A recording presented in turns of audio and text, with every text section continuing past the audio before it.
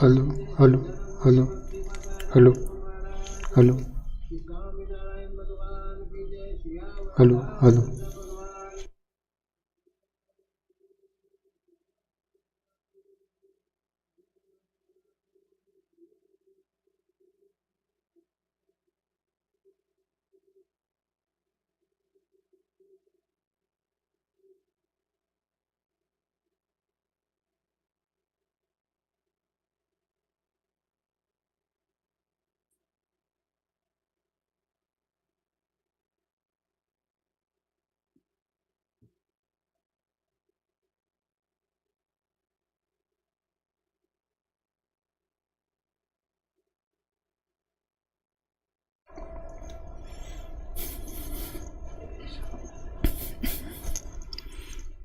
ભવસંભવભીતિ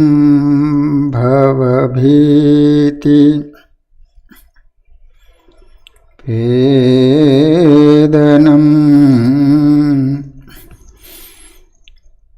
સુખસંપદ કરુણાનિકેતનમ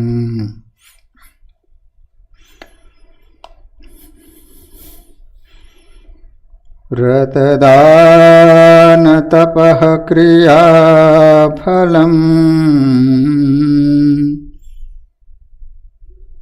સહજાનંદ ગુરુમ ભજે સદા.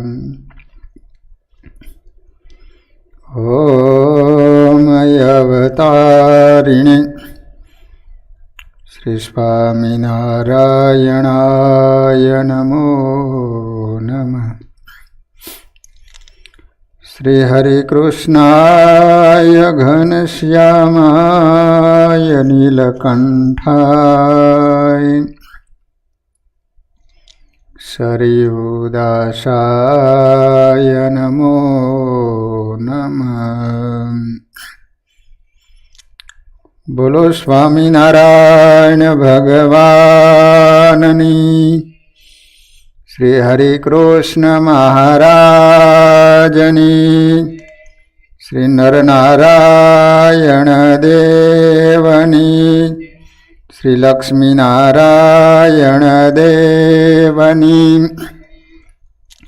શ્રી રેવતી બળદેવજી મહારાજની જય.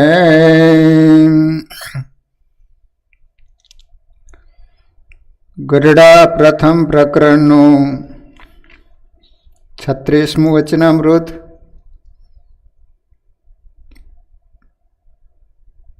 એમાં મહારાજે બહુ સરસ મજાની વાત કરી કે જેણે સંસાર મૂક્યો, ત્યાગીનો ભેખ લીધો અને એને પરમેશ્વરના સ્વરૂપ વિના અસત પદાર્થમાં પ્રીતિ રહે, એને તો જેવો મોટા શાહુકાર માણસની આગળ કંગાલ માણસ હોય એવો જાણવો. ત્યાગી બન્યા પછી ધર્મ, જ્ઞાન, વૈરાગ્ય અને ભક્તિ એને વિશે પ્રીતિ થતી નથી અને પરમેશ્વર વિના બીજા પદાર્થમાં પ્રીતિ થાય છે તો એને પાપી જાણવો. બહુ સરસ મજાની મહારાજે વાત કરી કે ગમે એટલો જીવનમાં પ્રાપ્ત થાય પણ જ્યાં સુધી વૈરાગ્ય નહીં હોય ત્યાં સુધી એને સંતોષ અને સુખ પ્રાપ્ત થવાનું નથી. વૈરાગ્ય એટલે પોતાના શરીર અને શરીરના સંબંધી સ્ત્રી, ધન, ઘર, પશુ, વાહન, વસ્ત્રો, આભૂષણ તથા પંચ વિષયના ભોગમાં અતિ અરુચિ એને વૈરાગ્ય કહેવામાં આવે છે. સ્વર્ગના સુખોમાં પણ આસક્તિ નહીં એ વૈરાગ્યનું લક્ષણ છે. હવે કદાચ આપણને પ્રશ્ન થાય કે આવો વૈરાગ્ય ઉદય કરવો હોય તો શું કરવું પડે?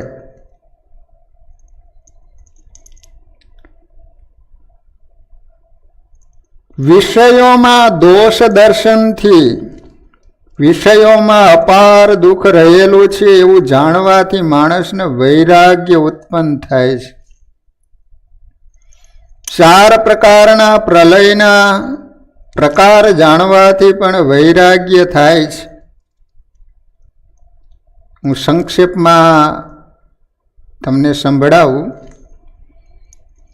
પ્રતિદિન પ્રતિક્ષણે માનવો, પશુઓ અને પક્ષીઓના મરણ થાય છે. એને નિત્ય પ્રલય કહેવામાં આવે છે.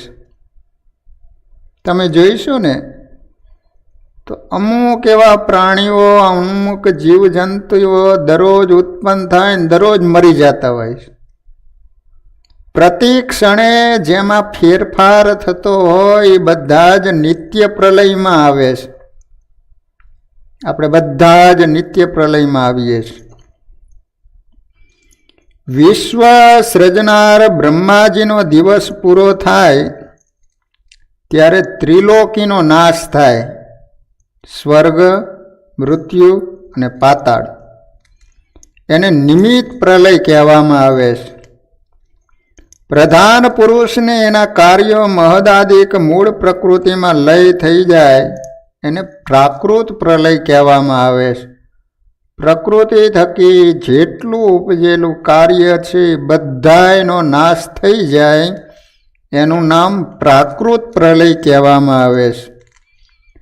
અને પ્રકૃતિ અને એના અધિષ્ઠાતા અક્ષર પુરુષનો ભગવાનની ઈચ્છાથી ધામરૂપ અક્ષર બ્રહ્મના તેજમાં લય થાય એને આત્યંતિક પ્રલય કહેવામાં આવે છે. એ પ્રલયોમાં પ્રકૃતિના કાર્ય સમગ્ર બ્રહ્માંડો અને બ્રહ્માદિક સ્થાવર પર્યંત સર્વ ભોગોનો પણ બળવાન કાળથી જ નિશ્ચય વિનાશ થાય છે. આ પ્રકારે નિત્ય પ્રલય, નૈમિતિક પ્રલય, પ્રાકૃત પ્રલય અને ચોથો આત્યંતિક પ્રલય. સર્વ વિનાશ જોઈને અથવા જાણીને મુમુક્ષુજનોને પ્રકૃતિ અને એના કાર્યોમાંથી વૈરાગ્ય થાય. ઓહો, જ્યારે આત્યંતિક પ્રલય થાય ત્યારે ભગવાનનું ધામ, મુક્તો સિવાય બાકી કાંઈ બચતું નથી. તો આવા નાશવંત પદાર્થમાં શું પ્રીતિ કરવી? આ રીતે 4 પ્રકારના પ્રલય તમે જાણો તો માણસને વૈરાગ્ય થાય. પછી શરીરધારીઓના દુઃખો જોવાથી પણ વૈરાગ્ય થાય. અને જે દુઃખ છે એ પ્રાણીઓના દુષ્કર્મનું ફળ છે. પૃથ્વીમાં કેવળ શિશ્ન અને ઉદરના સુખનું જ પોષણ કરનારા અસત પુરુષના સમાગમથી જીવોને અતિ દુઃખ આપનારી પાપ કર્મની પ્રવૃત્તિ થાય છે. અસત પુરુષના સંગથી પોતાના શરીરમાં અહમ બુદ્ધિ ઉત્પન્ન થાય છે અને દેહના સંબંધીઓમાં મમત્વ વૃદ્ધિ પામે છે. એના કારણે દેહમાં અને દેહના સગાઓમાં અત્યંત આસક્તિ ઉત્પન્ન થાય છે. પછી એના માટે અનેક પ્રકારના પાપ કર્મો કરે. અંતકાળે તેઓ અત્યંત દુઃખ પામે છે. માણસ દુઃખી થાય છે એનું કારણ પૂર્વ જન્મના પાપ અથવા આ જન્મની અંદર તમે એવા કર્મો કર્યા છે એને કારણે તમે દુઃખી થાઓ છો. અંત વખતે એ દુઃખ બધા ભોગવવા પડે છે. અંતકાળે પાપી મનુષ્યની યમપુરીમાં લઈ જવા માટે ભયંકર મુખવાળા યમદૂતો હાથમાં દોરડા લઈને આવે છે. તેને જોવા માત્રથી પાપી ગભરાઈ જાય છે. એટલે દેહમાં રહેલી નાડીઓ તૂટી જાય. યમદૂતોને જોવે ને તો આપણા શરીરની નાડીઓ છે ને તૂટી જાય. એવા ભયંકર યમદૂતો હોય. તે યમદૂતો પાપીજનોને સ્થૂળ દેહની અતિ દ્રઢ ભાવનાવાળા લિંગ દેહમાં બાંધીને લાંબા દુઃખમય માર્ગથી યમપુરીમાં એને લઈ જાય છે. ભાગવતજીમાં એનું બહુ સરસ મજાનું વર્ણન કરવામાં આવ્યું છે. કે યમદૂતો શરીરમાંથી જીવને કાઢી અને યમપુરીમાં લઈ જાય છે, તો યમપુરી કેટલી દૂર છે એનું બધું વર્ણન કરવામાં આવ્યું છે. આ બધું ખોટું નથી, સાચું છે. 99,000 યોજન દક્ષિણ દિશામાં દૂર આવેલી છે. જમપુરી ક્યાં આવી છે? દક્ષિણ દિશામાં આવી. પાછી કેટલી દૂર છે? 99,000 યોજન. ત્યાં પાપીઓને 2-3 મુહૂર્તમાં પહોંચાડે છે અને ત્યાં અપાર દુઃખો ભોગવે છે. 1 યોજન એટલે 4 ગાઉ થાય. 1 ગાઉ એટલે 3 કિલોમીટર કહેવાય. 1 મુહૂર્ત એટલે 48 મિનિટ થાય. 1 મુહૂર્ત એટલે 48 મિનિટ થાય. એટલે 99,000 યોજન એટલે 3,96,000 ગાઉ થાય. અને 11,88,000 કિલોમીટર થાય. કેટલી યમપુરી દૂર છે? 11,88,000 કિલોમીટર દૂર છે. પાપી જીવાત્માને 96 અથવા તો 144 મિનિટમાં 11,88,000 કિલોમીટર દૂર આવેલી યમપુરીમાં ઝડપથી પહોંચાડી દે. કેટલી સ્પીડમાં લઈ જતા હશે? ફક્ત 144 મિનિટ એટલે 60 દુ 120.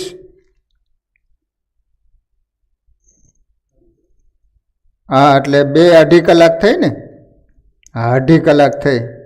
2.5 કલાકમાં 11,88,000 કિલોમીટર કેટલી સ્પીડમાં લઈ જતા હશે?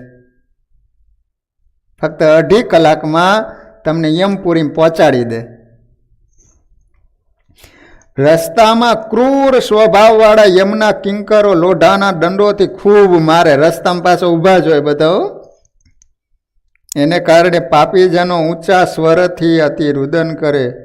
સૂર્ય અને દાવાગ્નિથી તપેલી રેતીમાં અને ઘણા કાંટાવાળા માર્ગમાં ચાલવા અસમર્થ એવા પાપીઓને તાડન કરીને યમદૂતો પરાયણે ચલાવે.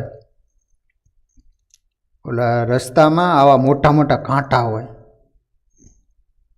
ઉપર નીચે તીવ્ર તાપ અને માર નહીં સહન થવાથી વારંવાર પૃથ્વી ઉપર પડી જતા પાપીઓને યમના દૂતો પશુઓની પેઠે પ્રહાર કરીને ફરીથી ઉઠાવીને લેશ પણ વિશ્રામ આપ્યા વિના ઉતાવળથી ચલાવે.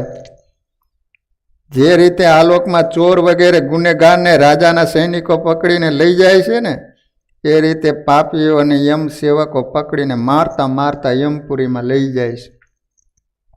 ત્યાં ધર્મરાજા અને લેખક ચિત્રગુપ્ત પાપીઓના મનવાણી અને દેહથી કરેલા જે દુષ્કર્મો છે ને એ સર્વ અને સમગ્રપણે જાણે છે. યમશ્ચ જાનાતિ નરસ્ય વૃતમ એવું સ્મૃતિમાં લખ્યું છે.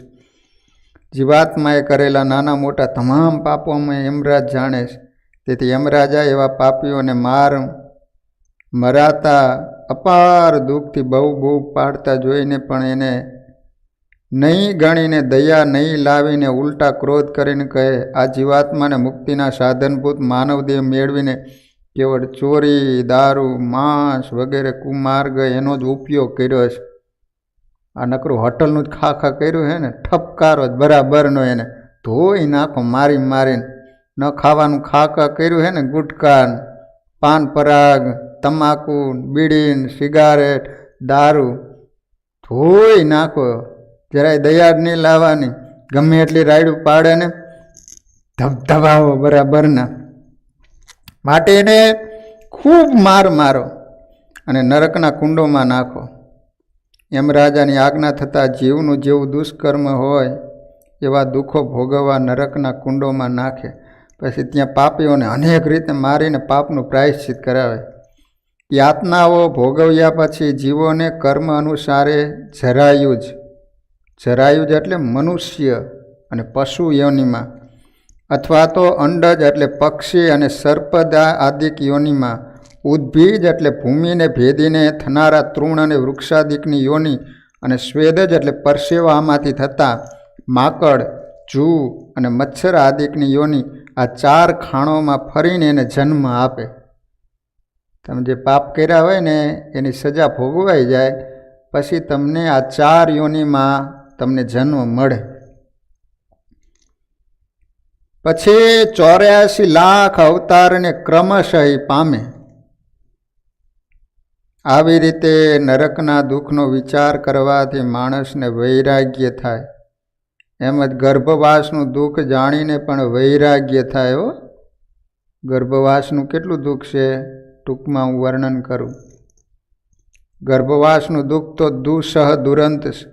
કેમ કે મળમય ગર્ભમાં નિમગ્ન થઈને ગર્ભને વીંટાયેલી વસ્ત્ર જેવી પાતળી ચામડીથી વીંટાઈને ચર્મપૂટથી બંધાયેલ તમામ ગાત્ર નિયંત્રિત થઈને માતાએ ખાધેલા ખાટા, ખારા, તીખા, ઊના ખોરાકથી જીવાત્મા મહાકષ્ટને પામે છે માતાના ઉદરમાં. તેથી પણ જન્મનું દુઃખ અતિ અધિક છે. કેમ કે પોતે યોનિમાંથી બહાર નીકળવા અસમર્થ હોવાથી વાયુએ બહાર બળાત્કારથી ઠેલી કાઢતા અતિ સાંકડા મળમય યોનિ દ્વારમાં સર્વ અવયવો પારાવાર પીડા પામતા અને શ્વાસ ઉશ્વાસ પણ રોકાઈ જતા મહા કષ્ટથી બહાર નીકળે છે. ભગવાન અંદર વાયુને પ્રેરણા કરે એટલે વાયુથી એને ધક્કો મારે છે અને યોનિમાંથી આપણો જન્મ થતો હોય છે. ત્યારે એટલી બધી વેદના થતી હોય છે કે વાત જ ન થાય. જન્મથી આરંભીને જીવંત પર્યંત પગલે પગલે વિચિત્ર અનેક પ્રકારની વ્યાધિઓની વ્યથાઓ ખાવી પડે છે. છેલ્લી વયમાં વૃદ્ધ અવસ્થાના દુઃખો, અંતે મરણ દુઃખ દુઃસહ દુરંત છે. આ રીતે 5 દારૂણ દુઃખો વારંવાર ચક્રની માફક ફર્યા કરે તો પાપીઓએ કરેલા પાપ કર્મ અનુસાર એ પાપીઓ રડતા રડતા ભોગવે છે. આ રીતે હજારો યુગ પર્યંત 4 ખાણોમાં ભટક્યા કરતા એ પાપી જીવાત્માઓ પરમાત્માની કૃપાથી ફરીને મનુષ્ય દેહને પામે છે. તમે વિચાર તો કરો, જમપુરીમાં એ બધા દુઃખ ભોગવી લીધા પછી ભગવાન 84 લાખ પ્રકારની યોનિમાં આપણને ચડાવે. છેલ્લે આપણને માણાનો જન્મ આપે. આપણે 84 લાખ પ્રકારની યોનિમાં ભટકીને આપણે આવ્યા છે અને હજી પણ જો ભગવાનનું ભજન નહીં કરીએ તો ફરીને જમપુરીમાં પાછું જવું પડશે. અહીંયા દુઃખ ભોગવવાના અને ફરીને પાછું 84 લાખ પ્રકારના ચક્કરમાં ચડાવવાના. કેટલા બધા દુઃખ છે. તોય પણ માણા કોઈ પાછા નથી વળતા. લો, તોય કોઈ ભગવાન ભજવાનું નામ નથી લેતા. જે જનો મનુષ્ય દેહ પામી સત્સંગ કરીને ભગવાનને ભજે છે તે જનો ભુક્તિ અને મુક્તિને નિશ્ચય પામે છે. જે પુરુષો આ લોકમાં અશ્વત પુરુષના સમાગમથી પાપ કરતા થઈ જાય એ જનો પૂર્વની માફક યમપુરીના દુઃખોને પામે અને ફરીથી 84 લાખ યોનિને પામે છે. આ મનુષ્ય લોકમાં જે જનો આ કયા પ્રમાણે પ્રાણીઓના દુઃખ વારંવાર જુએ છે એ જનોને વૈરાગ્ય થાય. આવું બધું તમે જુઓ ને કે કેવા કેવા દુઃખો પડે છે. પછી સંતોના સમાગમથી વૃદ્ધિ પામે. વૈરાગ્ય રહિત પુરુષને ક્યારેય સુખ મળતું નથી. વૈરાગ્ય વિના તત્કાળ ભક્તિ વૃદ્ધિ પામતી નથી. વૈરાગ્ય ઉદય થવાના કારણો બતાવ્યા. હવે આપણે જોઈએ કે નિષ્કુળાનંદ સ્વામીએ જેમ ચકોરની દ્રષ્ટિ ચંદ્ર મૂકી પરુ પેખે નહીં તેમ વૈરાગ્યવાનની વૃત્તિ હરિમૂર્તિ વિના દેખે નહીં. હવે જે વૈરાગ્યવાન પુરુષ હોય ને, જેને વૈરાગ્ય ચડી ગયેલો હોય ને, એની કેવી સ્થિતિ હોય? વૈરાગવાન પુરુષના લક્ષણો શું હોય? તો ચકોર પક્ષીની દ્રષ્ટિ હંમેશા ચંદ્ર સામે જ હોય. એને છોડીને બીજે ક્યાંય જોતું નથી. તેમ જેના હૃદયમાં વૈરાગ્ય હોય ને એ ભગવાનની મૂર્તિમાં જ મનની વૃત્તિ રાખે અને દ્રષ્ટિની પણ હરિમૂર્તિના દર્શન કરે, પરંતુ જગતના વિષય સામું એ જોતો જ નથી. વૈરાગ્યવાળો પુરુષ હોય. સ્વામીએ બીજું દ્રષ્ટાંત આપ્યું કે માછલી છે ને એ હંમેશા જળમાં જ રહે છે. એ બહાર નીકળે ને તો આખા શરીરે બળતરા થાય, અને વધુ સમય એને બહાર રાખવામાં આવે તો મૃત્યુ પણ થાય. એમ વૈરાગ્યવાન પુરુષની વૃત્તિ હંમેશા જળરૂપી હરિમૂર્તિમાં જ હોય. એમાંથી વૃત્તિ તોડીને જગતના સુખોને જુએ તો એઓને અણુ માત્ર પણ સુખ આવતું નથી. ઉલટાની માછલીની જેમ હૃદયમાં બળતરા થાય. ત્રીજું દ્રષ્ટાંત સ્વામી આપી અને સમજાવે છે કે કન્યાના લગ્ન થાય ત્યારે વરરાજા સાથે હસ્તમેળાપ કરાવવા માટે ભૂદેવની જરૂર પડે. એમ ભક્તને ભગવાન મેળવવા માટે વૈરાગ્ય રૂપી ગોરદેવની અનિવાર્યતા છે. શાસ્ત્રોમાં 4 પ્રકારના વૈરાગ્ય કયા છે. એક શમશાનનો વૈરાગ્ય, બીજો કથાનો વૈરાગ્ય, ત્રીજો સમજણનો વૈરાગ્ય અને ચોથો ક્ષણિક વૈરાગ્ય. હવે આ 4 પ્રકારના વૈરાગ્યના વિભાગો દ્રષ્ટાંત દ્વારા સંભળાવું. કોઈ વ્યક્તિનું મૃત્યુ થાય ને એટલે સૌ લોકો એઓના અગ્નિ સંસ્કાર કરવા શમશાનમાં લઈ જાય. ત્યાં જઈને આગ લગાડે. પછી એકબીજાની રુચિ મળતી હોય એવા લોકોના નાના મોટા જૂથો જુદા જુદા બેસીને વાતની શરૂઆત પેલા બળતા સબ સામું જોઈને કરે. જોયું ને કલ્યાણ? સાંભળ એ નિરંજન, આ અમરદાસ પાસે લાખો રૂપિયા હતા, પરંતુ એક પણ પાય સાથે ગઈ નહીં. એણે તો ધન કમાવામાં જિંદગી પૂરી કરી, ક્યારેય પણ દેવ દર્શન કરવા જતા નહીં, સાધુ સંતોને કે ગરીબ લોકોને ક્યારેય અન્નવસ્ત્ર આપ્યા નથી, રૂપિયા તિજોરીમાં પીડા રહ્યા, ખાલી હાથે જતા રહ્યા. ઓ બાપો જતો રહ્યો. આપણે પણ એની પેઠે ખાલી હાથે જવાના છીએ. માટે હવે તો હરિભજન કરી લેવું અને પરલોક પામવા માટે પુણ્યનું ભાથું કરી લેવું.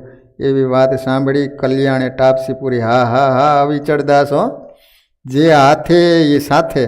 જુઓ ને મોટા મોટા રાજાઓ પણ રાજ્ય મૂકીને મરી ગયા, હારે કાંઈ ન ગયું. ખરું ને અક્ષરદાસ? ત્યાં તો અક્ષરદાસે સૂર પુરાયો. સાચી વાત કલ્યાણદાસ, સાચી હો.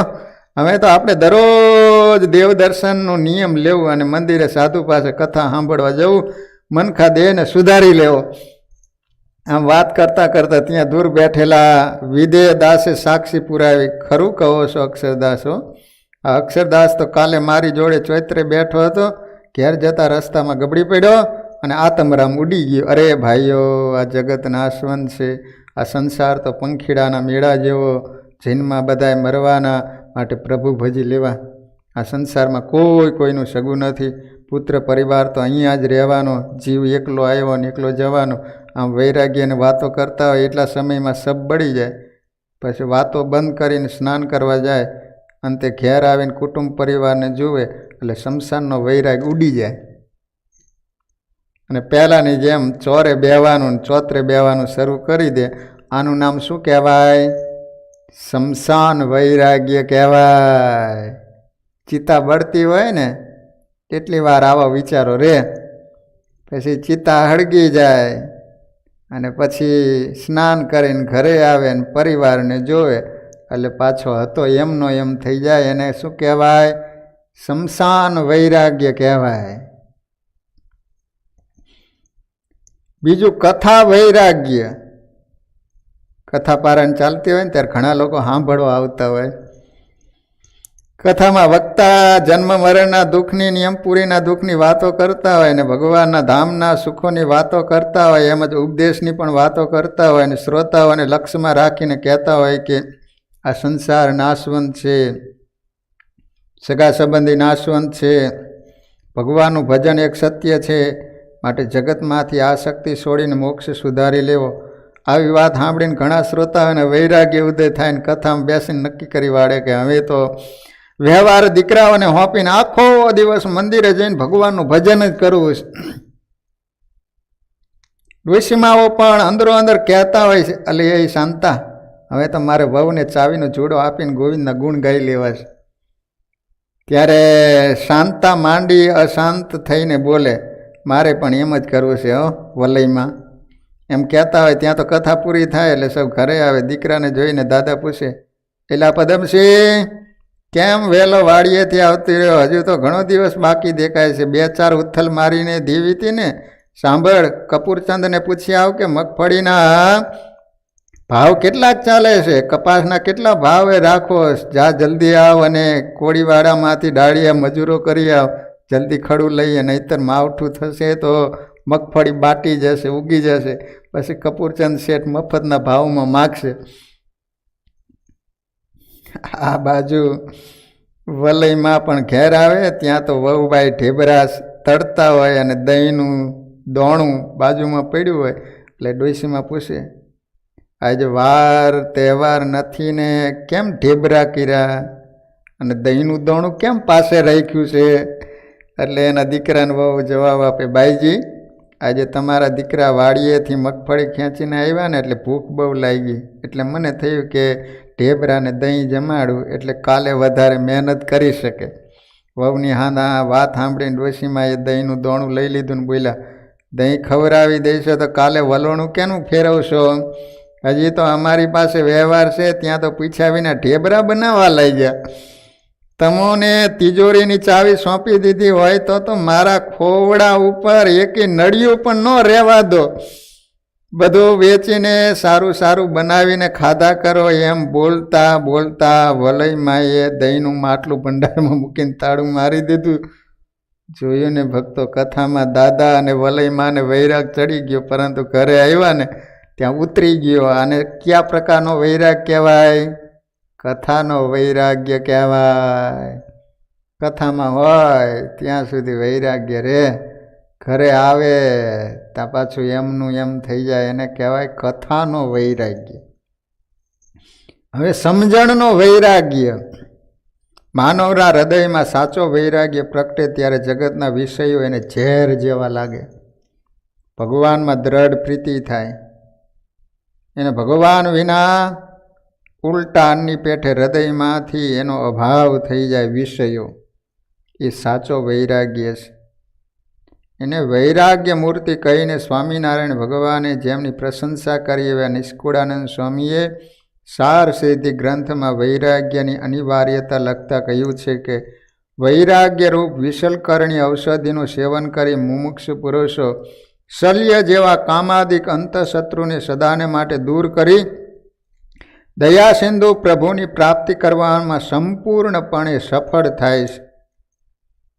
જેને વૈરાગ્યરૂપી ઔષધિનું પાન કર્યું છે ને એને પંચ વિષયનો ત્યાગ કરીને હરિભજનમાં પોતાનું જીવન સમર્પિત કરી દીધું છે. કેટલાય હરિભક્ત તો અધૂરા લગ્ન છોડીને સાધુ થઈ ગયા. કડુ ગામના કલ્યાણ દાસ, કેટલો વૈરાગ્ય કહેવાય હે. પીપલગના ભગા ભગત ચાલુ લગ્નમાંથી ચાલી નીકળ્યા, સાધુ થયા, નામ રાખવામાં આવ્યું ભગવાન દાસ. ગુણાતીતાનંદ સ્વામીના શિષ્ય થઈને રહ્યા. સમજણપૂર્વકનો વૈરાગ્ય અચળ રહે છે. કોઈ પ્રકારે પણ એ ચલાયમાન થતો નથી. ગોવિંદાનંદ સ્વામી શ્રીજી મહારાજ પાસે સંત થવા આવતા હતા ત્યાં રસ્તામાં એક સ્વરૂપવાન સ્ત્રી મળી અને કહ્યું, મારી પાસે 10,000 રૂપિયા છે, તે હું તમને આપું, મારો તમે પત્ની તરીકે સ્વીકાર કરો. તો પણ એનો ત્યાગ કર્યો, પરંતુ એના મોહમાં ન પામ્યા. અદ્ભુતાનંદ સ્વામીએ રાજાએ રાજકુંવારી પરણાવવાનું કહ્યું અને અડધું રાજ્ય આપવાનું કહ્યું, તો પણ રાત્રિએ ઉઠીને ભાગી ગયા. આને શું કહેવાય? સમજણનો વૈરાગ્ય કહેવાય. ચોથો છે ક્ષણિક વૈરાગ્ય. ક્ષણિક વૈરાગ્ય બહુધા પતિ પત્નીના ઝઘડાને કારણે થતો હોય. ચટકી ઉતરે તુરંત ત્યાગ કરેલ તમામ પદાર્થો સાંભળી આવે, અંતે એને મેળવીને જંપે શેત્રુજી નદીના કાંઠે આંબા નામનું ગામ છે, આંબા ગામ. ત્યાં દેવસી ભગત લુહાર જ્ઞાતિના મોટા એક ભગત થઈ ગયા. એ ગામમાં બોઘા ભગત કરીને એક સત્સંગી હતા. સ્વભાવે ભોળા હતા અને મંદિરની સેવા કર્યા કરતા, પરંતુ બંને પતિ પત્નીને સંપ નહોતો. પત્ની બહુ ક્રોધી અને કુસંગી પણ હતી, તેથી બોઘા ભગતને બહુ પરેશાન કરતી. એક સમયે બોઘા ભગતને ન કહેવાના વેણ કહ્યા એટલે ચટકી ચડતા ભગત તો ઘેરથી નીકળી ગયા. દેવસી ભગતને વાત કરી કે મારે સાધુ થઈ જવું છે, માટે તમે ગઢડા કોઠારી ઉપર ભલામણની ચિઠ્ઠી લખી આપો. દેવસી ભગતે પત્ર લખી આપ્યો. તે લઈને ગઢડે ગયા અને કોઠારી ભક્તિવલ્લભ સ્વામીએ પત્ર વાંચ્યો ને એટલે એઓને રાખ્યા લક્ષ્મીવાળીએ સેવામાં કરવા મૂકલા. હવે બોઘા ભગતને ઝઘડાને કારણે વૈરાગની ચટકી ચડી હતી તો ઉતરવા લાગી, એટલે ઘરવાળી યાદ આવવા લાગી અને ઘર ખેતર બધું સાંભળવા લાગ્યું. એવા સમયમાં લક્ષ્મીવાડીમાં ગાયો માટે ઘાસ વાટતા હતા, ત્યાં તો વાડી યાદ આવી. રસ્તામાં સ્ત્રીઓ નીકળી, ત્યાં ઘરવાળી યાદ આવી. તુરંત ત્યાંથી પરબારા કોઠારીને પૂછ્યા સિવાય આંબા આવતા રહ્યા અને ઘેર આવ્યા. પત્નીએ બોઘા ભગતને જોઈને ઘણા મેણા માર્યા, પરંતુ ભગત તો કંઈ બોલ્યા નહીં. સવારે ભગતને વાડીએ મગફળી વીણવા જવાનું કહ્યું. 2 રોટલા અને અથાણું બપોર માટે જમવાનું આપ્યું, કહ્યું સાંજ સુધી ઘેર આવતા નહીં, નહીતર મારા જેવી ભૂંડી નહીં, સમજ્યા? ભગત તો પાવડી લઈને ઉપડા ખેતર. આખો દિવસ જમીન ખોતરીને થોડી સિંગ ભેગ કરીને લઈને હાંજે આવ્યા. થોડી મગફળી જોઈને એની પત્ની ત્રાડુકી, મારા પીટિયા કામના આળસુ આખો દી તારા બાપનું સોલાયું તો પણ આટલી જ કેમ સિંગ લાવ્યો? આવા કઠણ વચન સાંભળીને બોઘા ભગત ખીજાયા એટલે એની પત્નીએ છોકરાને બૂમ મારીને બોલાયો, એલા રવલા, અહીંયા આવતો, આ મારો પીટિયો હામી લવરી કરે છે, એને ડેબામાં દે, ડેબામાં. માનો હાથ સાંભળીને છોકરો આવ્યો, પછી એને બોઘા ભગતને પકડી રાખ્યો. પત્નીએ માર્યો, છતાંય પણ ઘરનો ત્યાગ ન કર્યો. પ્રથમ ત્યાગ કર્યો હતો તો પણ પાછા આવ્યા. એનું શું કારણ? ક્ષણિક વૈરાગ્ય. ચટકી લાગે અને પાછી ઉતરી જાય. ઘરમાં કંઈક ડખા થાય ને એટલે ઘરનો ત્યાગ કરીને જતો રહે ને પાછો ઘરે પાછો આવતો રહે. એનું નામ શું કહેવાય? ક્ષણિક વૈરાગ્ય કહેવાય. એ કુંભાર હતો, કુંભાર. એની પત્ની હતી ને બહુ કજિયાખોર હતી, એટલે વારંવાર ટંટો કર્યા કરે, ઝઘડો કર્યા કરતી. એક દિવસ કંટાળીને કુંભાર બોલ્યો, બહુ બાયધા કરે અને મારે ગાડો ભાંડે તે હવે બંધ કરી દેજે, નહીંતર હું બાવો બની જઈશ. સાંભળ્યો? ત્યારે કુંભારણ બોલી, જાને મારા પીટિયા, તું અહીંથી જાને તો હું ગેમલશા પીરને નાળિયેર વધેરું. પત્નીના કઠણો સાંભળીને કુંભાર ઘરનો ત્યાગ કરીને ચાલી નીકળ્યો. પાદર જઈને પાછો વળીને જોઈને મનમાં બોલ્યો, કોઈ સંબંધી કે ઘરવાળી મનાવવા આવે છે તો પાછો વળીને ઘેર જતો રહ્યો, પરંતુ કોઈ આવ્યું નહીં એટલે એકલો ઘેર ગયો. ત્યાં તો ફળિયામાં એની પત્ની ઊભી હતી. કુંભારને જોઈને એવા આકરા વેણ કહેવા લાગી. તે સાંભળીને કુંભારને ચટકીનો વૈરાગ ચડી ગયો, એટલે કંઈ પણ બોલ્યા સિવાય ઘેરથી નીકળી ગયો અને પાદર આવ્યો. ત્યાં વૈરાગ ઉતરી ગયો. મનોમન કહેવા લાગ્યો, એનો સ્વભાવ જ એવો, ભલેને ગાયડો દેતી હોય, ગાયડે ક્યાં ગુમડા થવાના? મને રોટલા તો કરી આપે છે ને, એની એકલીનો થોડો વાંક છે. હું પણ એની ઉપર ઘણીવાર ખીજાઈ જાઉં. સંસાર છે એવું તો હાયલા જ કરે, માટે હવે ઘેર જાઉં એમ વિચાર કરતો હતો. ત્યાં ગધેડી પાસે આવી એટલે ઘેર જવાની યુક્તિ ગોઠવી લીધી. મસ્તક ઉપર ફાળિયું બાંધ્યું હતું, એને છોડીને ગધેડીની ડોકમાં ભરાવીને એક છેડો હાથમાં રાખીને જાણે કે ગધેડી ઘેર લઈ જતી હોય ને શું એમ ગધેડી સાથે ઘેર આવ્યો અને ફળિયામાં ઊભો રહીને બૂમ પાડી, ક્યાં ગઈ એલી આવી? આમ જોતો ખરી, આ ધોડીને કહેતા ગધેડીને જેટલો મારો ખપ છે એટલો તારે છે. ઠેઠ પાદરથી પરાણે મને ઘેર લાવી. આવું નાટક જોઈને કુંભારણને હસવું આવીને બોલી, મારા પીટિયા, ગધેડી તને નથી લાવી, તારે પાછું આવું તો એમ કહીને હાલ બપોર થઈ ગયા, ખાઈ લે. તુરંત કુંભાર જમવા બેસી ગયો અને પહેલાંની જેમ રહેવા લઈ ગયો. ત્યાગ ન ટકે વૈરાગ્ય વિના, કરીએ કોટી ઉપાયજી, અંતર ઊંડી જે ઈચ્છા રહે એ તો કેમ તજાયજી। વેશ લીધો વૈરાગ્યનો દેશ રહી ગયો દૂરજી, ઉપર વેશ અચ્છો ભીનો માહી મોહ ભરપૂરજી। નિષ્કુળાનંદ સ્વામી કહે છે કે ગમે એટલો તમે ત્યાગ કર્યો હશે, પણ જ્યાં સુધી વૈરાગ્ય નહીં હોય ત્યાં સુધી તમારો ત્યાગ ટકશે નહીં।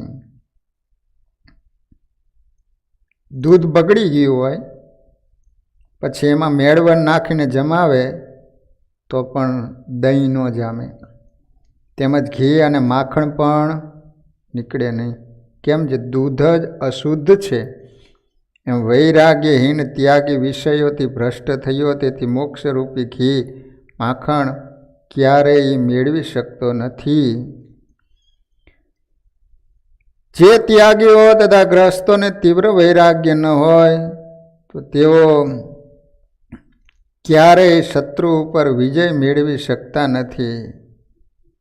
ખાટું ખારું તીખું તમતમું ગળ્યું ચીકણું જે મન ગમ્યું, મન વાંછિત મગાવી ખાય, એને ખોટ છે વૈરાગ્ય માય। બૃહદ વૈરાગ્ય જેના હૃદયમાં પ્રગટે, સર્વનો ત્યાગ કરી ફરીને એ વ્યક્તિ વિષયો તરફ નજર ન નાખે તો પછી ભોગવે ક્યાંથી? બૃહદ વૈરાગ્ય, બૃહદ વૈરાગ્ય એટલે જેને તીવ્ર વૈરાગ્ય ઉપજે એ પછી કોઈ દિવસ વિષય તરફ નજર ન કરે। ભગવાન બુદ્ધ એની અવતાર તરીકે ગણના થાય છે। તેઓનો જન્મ નેપાળ દેશના લુંબિની શહેરમાં થયો હતો। લુંબિની શહેર છે, પૂર્વે એનું નામ હતું કપિલવસ્તુ।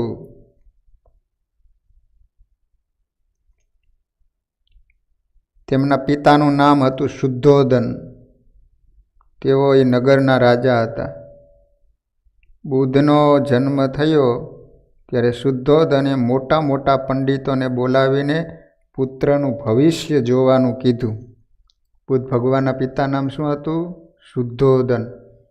કપિલવસ્તુ નગરી છે, નગરીનું નામ। હવે દીકરાનો જન્મ થાય પછી ભવિષ્ય જોવાનું કહે ને પંડિતોની પાસે।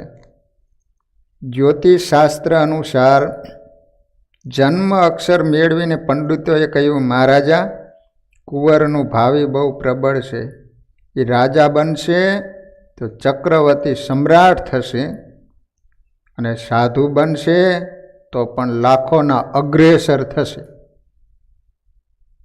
શું કીધું? સાધુ બનશે ને તો લાખો માણસોના અગ્રેસર બનશે, રાજા બનશે તો ચક્રવર્તી સમ્રાટ થશે। બંને સુયોગ એના ભાવિમાં આવે છે, માટે સંસારના દુઃખો એમની નજરે ચડવા ન દેશો। તેઓને હંમેશા વૈભવમાં રાખજો, એટલે સંસાર પ્રત્યેની આસક્તિ ન છૂટે। પંડિતોના કથન મુજબ બાળકનું નામ સિદ્ધાર્થ રાખવામાં આવ્યું। એ ઘરે હતા ત્યારે એમનું નામ શું હતું? બુદ્ધ ભગવાનનું સિદ્ધાર્થ। નાનપણથી તેઓને વૈભવમાં રાખવામાં આવ્યા। નોકરોને કડક સૂચન કરવામાં આવ્યું હતું કે દુઃખનું દ્રશ્ય કે દુઃખની વાત એમની નજર સમક્ષ ક્યારે પણ આવવા દેવી નહીં। એકવાર તેઓએ સારથીને કહ્યું, મારે નગર જોવા જવું છે। સારથીએ કહ્યું, તમે મોટા થાઓ ત્યારે બહાર લઈ જવાનું મહારાજાએ કહ્યું છે, માટે હમણાં તમોને નહીં લઈ જઈએ। સમય જતાં સિદ્ધાર્થ યુવાન થયા। તુરંત રાજાએ યશોધરા નામની રાજકુમારી સાથે એમના લગ્ન કરી દીધા। તેથી તેમને ત્યાં એક પુત્ર થયો, એનું નામ રાખવામાં આવ્યું રાહુલ। એક સમય રથમાં બેસીને નગરમાં ફરવા નીકળ્યા। ત્યાં પ્રથાને એની નજરમાં એક અતિ વૃદ્ધ દેખાયો। હાથમાં લાકડી હતી, કમરેથી વાંકો વળી ગયો। તો આવા પુરુષને જીવનમાં પ્રથમ જોયો ને એટલે કુમાર સિદ્ધાર્થે સારથીને પૂછ્યું, આ પુરુષને શું થયું છે? સારથીએ કહ્યું, એ પુરુષ એક દિવસ તમારા જેવો યુવાન હતો, પરંતુ હવે વૃદ્ધ થયો, માટે લાકડીનો ટેકો રાખે છે. સિદ્ધાર્થે પૂછ્યું, મને પણ એવું વૃદ્ધપણું આવશે? સારથીએ કહ્યું, દુનિયામાં કોઈ અપવાદરૂપ નથી કે વૃદ્ધપણું ન આવે. મનુષ્ય માત્રને જડા અવસ્થા પરેશાન કરે છે.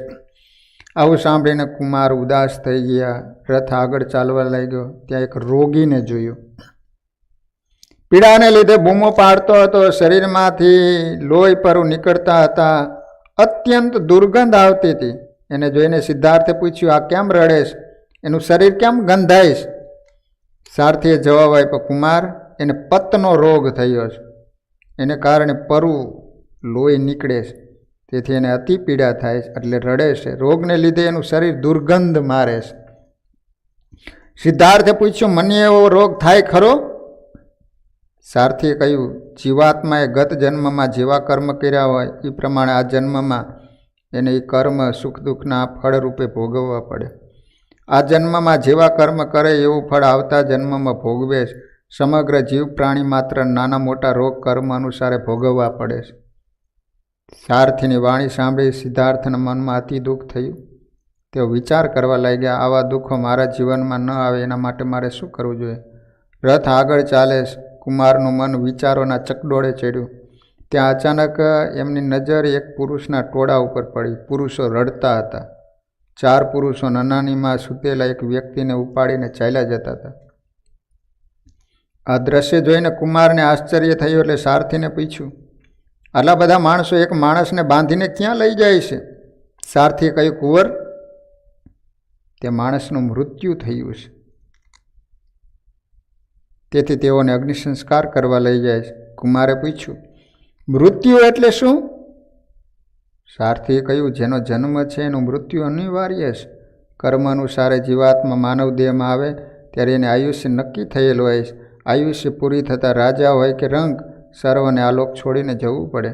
આ દેહમાંથી જીવાત્મા જતો રહે પછી એને બાળી દેવો પડે અથવા જમીનમાં દાટી જવો પડે.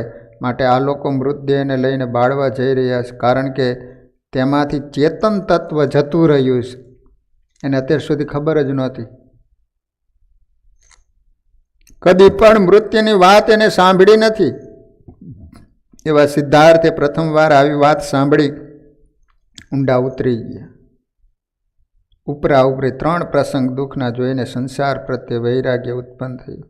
સાંજે રથ રાજ્યમાં પાછો આવ્યો. સિદ્ધાર્થે મનમાં નક્કી કરી વાળ્યું, હવે રાજ્યમાં રહેવું નથી.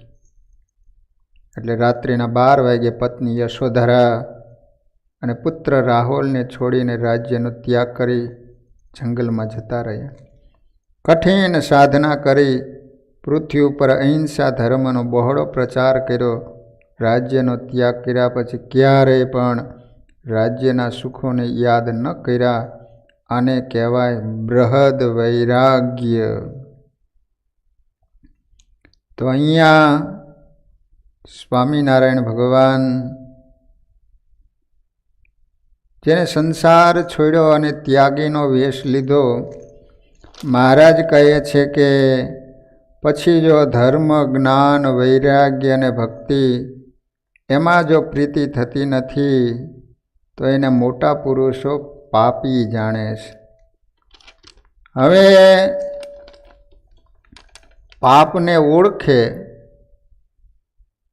તો પાપને છોડી શકાય. હવે પાપી છીએ આપણે એ જો ખબર જ ન હોય તો પછી માણસ પાપમાંથી કઈ રીતે પાછો વળી શકે?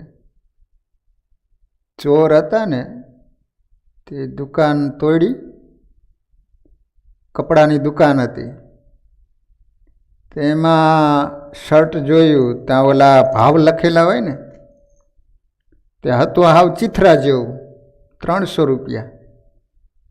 તે શું બોલ્યો ખબર છે ચિથરા જેવું ને મારા હારા લૂંટવા જ બેઠા છે ને 300 રૂપિયા, તો તું શું કરે છે? ગ્રસ્ત હોય તો એને પાપ છે એ ઓળખાય નહીં. સાધુ બન્યા પછી પણ પાપ કરતા હોય તો એ પોતાનું પાપ પોતાને ઓળખાય નહીં. જો ઓળખાય તો માણસ પાછો વળી શકે.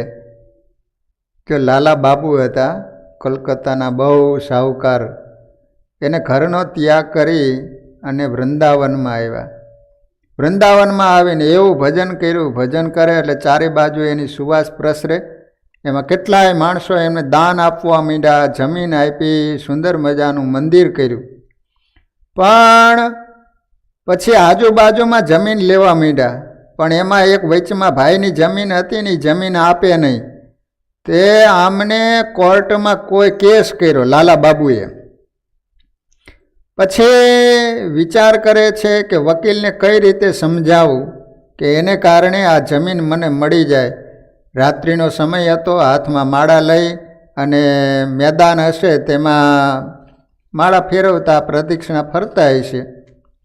એમાં બરોબર આકાશમાં ચંદ્રમાં ખીલેલા અને એ જ વખતે પૂર્વનું ભજન ખરું ને, એને વિચાર આવ્યો કે ઓહો હો, મારા ઘરે આ બધું તો હતું જ ને, એ બધું ત્યાગ કરીને પાછું એમાં પડ્યો હું. ઓહો, પોતાના ગાલ ઉપર 2 લાફા મારી દીધા. હો, ખરેખર જેનો મેં ત્યાગ કર્યો છે એના માટે મને આવા વિચારો આવે છે. અને બધું જ છોડીને ચાલી નીકળ્યા. જો માણસને ખ્યાલ આવે તો માણસ એમાંથી પાછો વળી શકે. માટે મહારાજ કહે છે કે સાધુ હોય એને તો કચરો ને કંચન એ બેને સરખું હોય. એને આ પદાર્થ સારું કે આ પદાર્થ ભૂંડું એવો તો એને સંકલ્પ પણ ન થાય. ગુરુ નાનક અને એના શિષ્ય ગંગાજીને કાંઠે બેઠા બેઠા કીર્તન કરતા હતા. એમાં બરોબર એક શ્રીમંત આવ્યા અને ગુરુ નાનકના ચરણામાં સોના મોહરો મૂકી. તો ગુરુ નાનક એ તો સંકીર્તન કરતા હતા. પેલો શ્રીમંત તો એના ચરણોમાં એ સોનામોર મૂકીને જતા રહ્યા. ગુરુ નાનક અને એના શિષ્ય બંને જેવું કીર્તન પૂરું થયું તરત જ એ મૂકીને ચાલ્યા ગયા. બોલો કારણ શું? એને કચરો અને કંચન સરખું થઈ ગયું હતું. એના મનમાં ખ્યાલ પણ નથી કે આ સોનામોર છે, આનું શું થશે, કોણ લઈ જાય છે. એટલા માટે મહારાજ કહે છે કે સાધુ હોય એની અભેદ બુદ્ધિ થઈ ગઈ હોય. આ સારું છે કે આ નબળું છે, આ સુવર્ણ છે કે આ કચરો છે, એના મનમાં એવી કોઈ દિવસ ભેદ બુદ્ધિ જ ન હોય. અને આવો જે સાધુ હોય જેને બધું સમસરખું થઈ ગયું હોય એના હૈયામાં ભગવાન વાસ કરીને રહેશ. અને જેના હૈયામાં ભગવાન વાસ કરીને રહેતા હોય એના જેવો કોઈ પુણ્યશાળી ન કહેવાય. તો આ રીતે સ્વામિનારાયણ ભગવાને ગરડા પ્રથમ પ્રકરણના 36મા વચનામૃતની અંદર બહુ મહારાજે સરસ મજાની વાત કરી કે જેની પાસે ધર્મ જ્ઞાન વૈરાગ્ય ભક્તિરૂપી સંપત્તિ છે એ જ સર્વથી શ્રેષ્ઠ છે. એના જેવો આ દુનિયામાં બીજો કોઈ શ્રીમંત ન કહેવાય.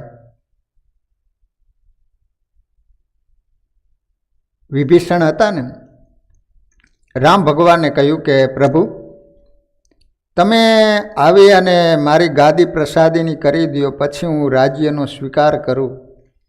રામ ભગવાને કહ્યું કે વિભીષણ મારો 14 વર્ષનો વનવાસ છે એટલે હું નગરમાં નહીં આવી શકું. મારા ભાઈ લક્ષ્મણને તમે લઈ જાઓ.